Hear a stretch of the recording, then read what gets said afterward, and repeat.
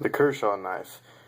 In my opinion, a very good example of an EDC knife, or, for those of you who aren't familiar with TLAs, or three-letter acronyms, stands for everyday carry. Now, the reason why I say that is because this is a ridiculously tough and durable little knife that you can carry around. No problem whatsoever, very lightweight, and it's going to last you forever. On top of its lifetime warranty, you can't get much of a better deal. This is a Kershaw Cryo model 1555 Ti, designed by Rick Hinderer.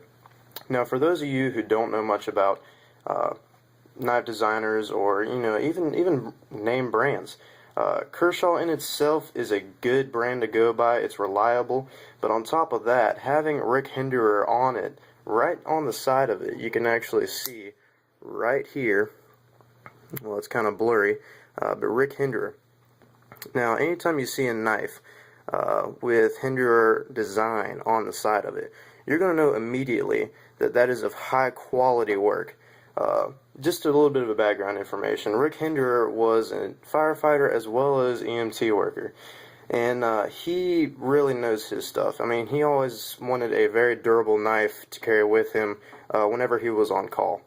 And so he took that background of, working in the service and put it directly into his own designed knives. Going into some of the specs of this knife, the steel in the blade itself is 8CR13 MOV steel. Now, that's just a bunch of numbers and letters to some of you, but in other words, this is very high quality stainless steel, very durable, about as pure as you can get for a blade metal. And on top of that, it's got a matte gray titanium carbon nitride finish, sort of a polymer kind of paint finish. Now, for those of you who know what Cerakote is, that's about the equivalent of Cerakote for knives. And for those of you who don't know what Cerakote is, it's a very popular, very durable paint these days that is used on most firearms for those that like to keep a very long lifetime on their firearms. It's very durable, it's very resistant to scuffing, and I mean, it's just going to last you forever. If you want this thing laser engraved, you're either going to have to pay a little bit more, or you're going to have to give it to somebody for quite a while to work on. Because from what I hear, most of the lasers and even, scratching or etching engravers have a hard time getting through just the finish in itself, just because of how durable it is. And so that's probably why you're not going to see very many Kershaw knives that are engraved. Obviously it has the Kershaw brand engraved in it, but just feeling on it, it's not really that deep. So I'm guessing there had to have either been a very, very high quality laser involved in the process, or there's a bit of pre-work done to the metal to keep the finish from sticking there. But I'm going to guess it's the latter of the two, and they used a engraver for quite a good amount of time just to get that etched in there. So moving on to the specs. The handle is 410 steel. Now, maybe not as strong as the blade itself, but I mean, you'd want the work end of the knife to be stronger anyways. I mean, that's where all the blunt force is going. That's where all the heavy duty work is going into. I mean, you're going to be, pressing down on it pretty hard at times, depending on what you're working on. I mean, whether you're whittling wood or, using it for defensive purposes, or, trying to skin or fillet something, that's where your work is going to be. Now, the handle itself, it still has that titanium carbon nitride coating, so the whole knife is just, you're not going to see any kind of damage for quite a while.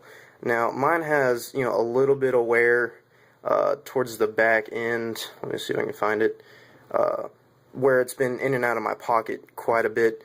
It's just kind of rubbed down a little bit, but even then, you can barely, see that scuffing on there, which is good. Most knives wouldn't hold up as long as knives with this kind of finish. So the blade in itself is 2 3/4 inches, and really that's perfect for carrying around, because in some places like schools or whatever, you're not allowed to have past a certain length. So this is going to keep you in the safe zone. I know I myself, I go to ECU, and I'm still allowed to carry this around. I've never been called out on it, but, you know, then again, they aren't exactly checking for length of pocket knives. Me being an engineer, I like to make sure I have something sharp on hand to cut any kind of cord or aluminum cans. I mean, I've used this knife for all sorts of things in engineering. So, you know, that's why I decided to make this video a little bit later on, you know, just to make sure that I was used to the knife, I could talk about it, and still be accurate. So I can tell you firsthand that, you know, it's a great knife, and it definitely works for me at least, and that's all that matters to me. Now, it'll be up to you to figure out if it's right for you or not, but my suggestion, get one. You can't go wrong. So, with the blade closed, it's 3 3/4 of an inch, and I mean, I can't tell you enough, you know, how much of a good package you're getting in such a small body, and thin at that too. The entire width I measured earlier is a little bit under 1/2 inch. Very, very slim line. Overall, it's 6.5 inches, which isn't bad at all. I mean, if you can fit it within your hand, that's pretty good right there. I mean, even less so. That is just very convenient if you ask me. So, a lot of you guys that like to go hiking and, you know, be on trails or, you know, just, you know, want to have a balanced lifestyle anyways, you know that weight is important. And at 4.1 ounces, compared to most knives, I mean, I've been carrying around this SR knife for a little while, just a cheap little thing I picked up at a gun show. I mean, I liked it pretty well. You know, I'm big on spring-assisted knives, and it seemed to get out, you know, pretty quick. But I'll tell you right now, this thing is just a monster. It is heavy, it's thick and awkward, it's, you know, it's eventually going to wear down your clothing just with all that, you know, jimping and material. It's, I mean, honestly, this is one I wouldn't even carry in my pocket anymore. This is one I would throw into a book bag or a carry case or, you know, something else. But just tossing that aside, I don't need it anymore. I have my Kershaw. So, the thing about this Kershaw knife and any other knives designed by Rick Hinderer, they're very, very low tolerance. In fact, Rick Hinderer designed a knife called the Zero Tolerance Knife, or ZT. And, I mean, it is just tight. Real tight. And what I mean by that is no matter what you do with it, it's not going to wiggle anywhere. I mean, it's completely rigid. And, you know, tolerances are everything in reality, because the more things wiggle, the more things break down, the weaker they're going to get, and eventually it's going to break at the weakest link. So, moving on to some more specs that I wanted to bring up. The lock bar design. Very, very unique, and what I'm talking about by lock bar is this little round sort of washer right here. Now, what that does is whenever you're unlocking your knife, it keeps that lock bar from moving too far out. Now, this comes from personal experience with Rick Hinderer himself. The story is, when he was on an EMT call, he was helping some woman out, and he had to help her get out of a seatbelt or something like that. And when he was done with it, you know, he just had that adrenaline rushing, and he was just trying to put the knife back away. And when he went to go close the knife, you know, he pushed that lock bar out, and he actually overextended it, and then the knife just, it would not stay closed anymore. You know, it would just stay open, and, you know, it wouldn't stay closed like that. So, really, it just acts as sort of a wall that guards it from extending further out than it needs to be. Now, moving on to that lock bar, actually, this little groove right here. Now, it may seem insignificant, but it's actually very important. Now, the reason why I say that is, I mean, first of all, if you're holding the knife, you see that finger right there. It just fits in it, I mean, smooth as butter. And along with the jimping on top, it just adds a perfect grip. I mean, it's very ergonomic. It fits right in your hand, and you're good to go. Most pocket knives that you get, they're just way too small. For example, a little Winchester pocket knife. Now, it doesn't have a clip on or anything, but it's considered a pocket knife. Like most traditional fishing knives you'll see that people carry around, they're just way too small. I mean, I can maybe get my third finger on there, but it is not that comfortable. I mean, sure, it may be, curved to the contours of your hand, and it may have some jimping, but I don't really care much for this thing anymore. Way too small for my taste. It was $3.99 anyways. So, along with that groove, you'll notice there's also a groove there in the clip, and that also helps. Now, the thing is, this clip itself, it can be moved around to 3 other points on the knife. That means that you can have it to where it is in either pocket, left or right, face down, face up, whatever. And I haven't exactly had the time to change it around yet. I don't have an Allen wrench set where I'm at, so, it's staying as it is, and that's okay. I can still get to it. I still get to it when I need to. Now, one more thing. This little loop right here. A lot of people, might not really think much about it, but from experience of, hiking out in the woods or doing trails or, just trying to keep things handy, it's good if you try and make a lanyard for something. And the reason why I say that is things tend to fall out of your pocket. And a lot of people may disagree. I mean, with that tight clip, highly unlikely to happen. But in reality, if you can get it secured on 1 or 2 points, all that is an extra advantage in my eyes. And wherever you can fit in somewhere to put in an extra advantage, that is space well used. They could have just not put that there, and it would just be taking up, space and, have no use for it. But they think about everything. Moving on to one of the other features of the Kershaw that I want to talk about, these little guys right here. Now, some of you may think of these as thumb stubs, or for those of you who don't know what thumb stubs are, it's fairly self-explanatory. It's something to help you with assisting the knife open. But the only thing is, they don't really work that well. They're not very well pronounced. They're basically the same width as the handle, so they're almost but not quite flush with the very edges of the handle. So it's kind of difficult to get your thumb onto that, which doesn't really matter either, because you have this really nice beaver tail here anyways, and of course whenever it flips out, also doubles as a finger guard. So I got to thinking about it, and I was thinking, what if they're not thumb stubs?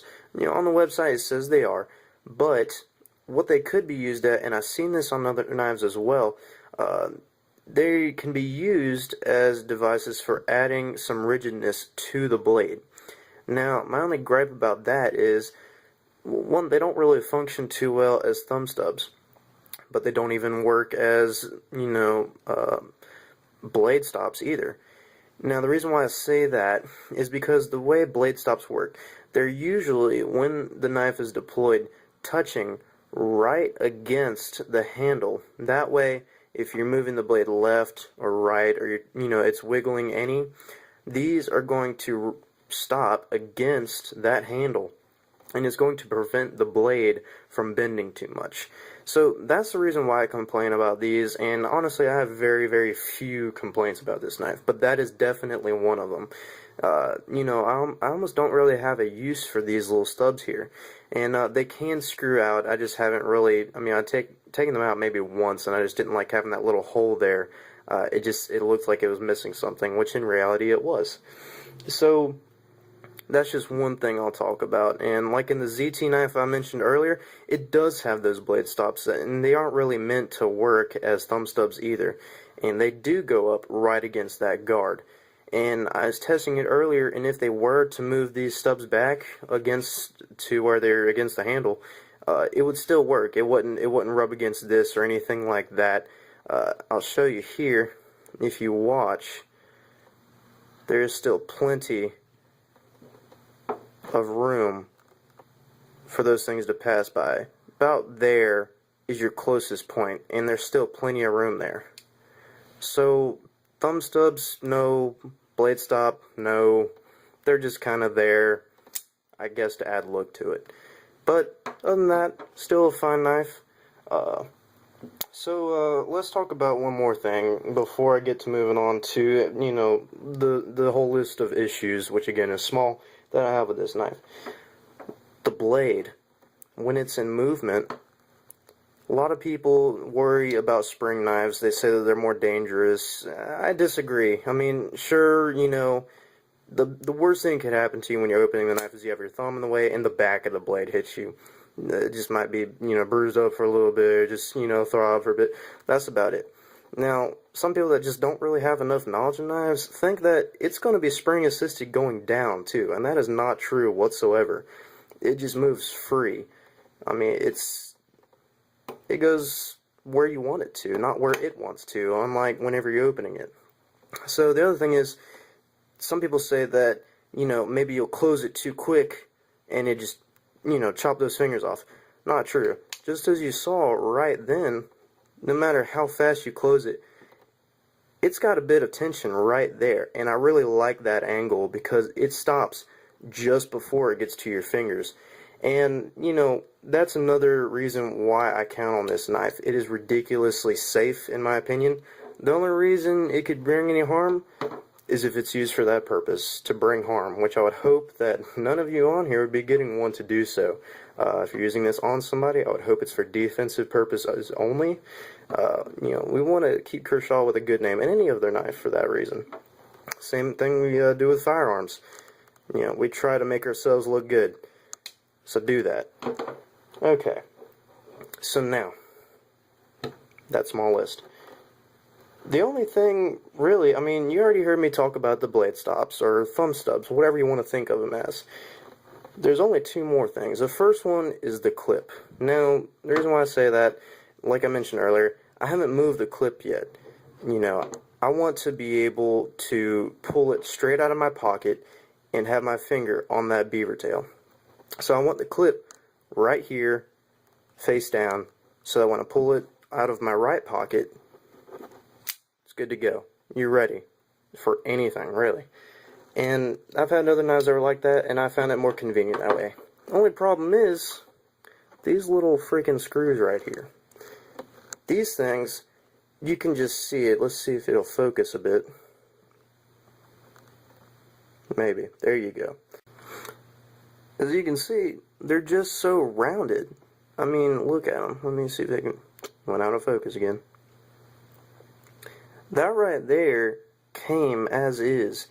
I tried to unscrew one of them when I was back home and actually had the right tools, but I didn't try both of them, so you can tell that that's not wear and tear for me trying to get it open. And that's the only downfall to this. In reality, you shouldn't have a problem trying to do any kind of work to your knife. Now, these other ones, I don't see a reason why I'd be trying to get my knife open or undone or, taken apart, but all of them are like that.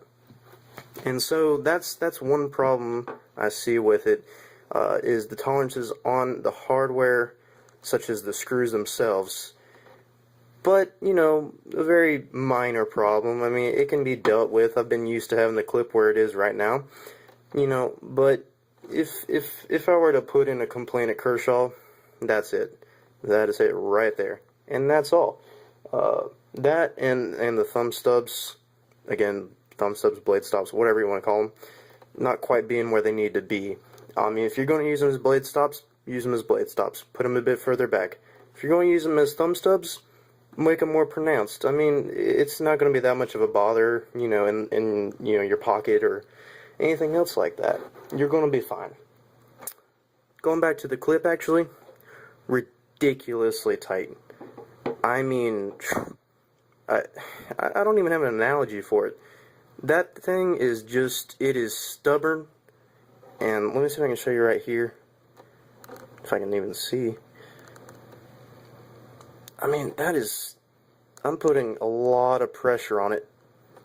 And it is marking my finger pretty bad. And the reason why I bring that up, I know most of you are thinking, it's just a clip. I mean, why does it matter?